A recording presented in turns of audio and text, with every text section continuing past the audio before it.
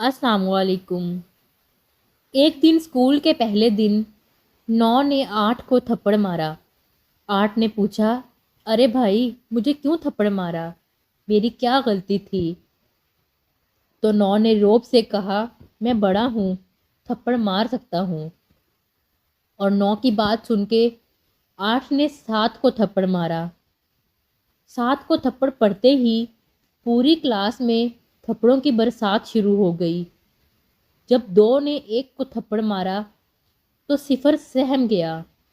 وہ سمجھ گیا کہ اب میری باری ہے۔ وہ سہم کے ایک کونے میں بیٹھ گیا۔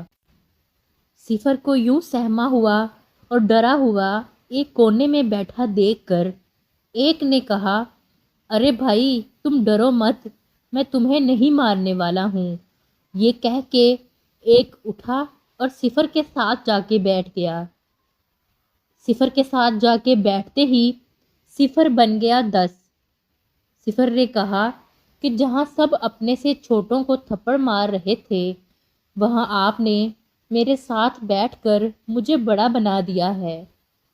ایسا کیوں؟ 1 نے کہا، دیکھو بھائی، بڑا وہ نہیں ہوتا جو خود کو بڑا جانے یا مانے، بلکہ بڑا وہ ہوتا ہے جو کسی دوسرے کو بڑا بنا دے۔ دوستو، یہ ایک سبق آموز کہانی ہے، یعنی آپ ہمیشہ دوسروں کی مدد کریں، دوسروں کے کام آئیں۔ امید ہے آپ کو ہماری آج کی کہانی پسند آئی ہوگی۔ اگر پسند آئے تو ہمیں کمنٹ سیکشن میں ضرور بتائیں۔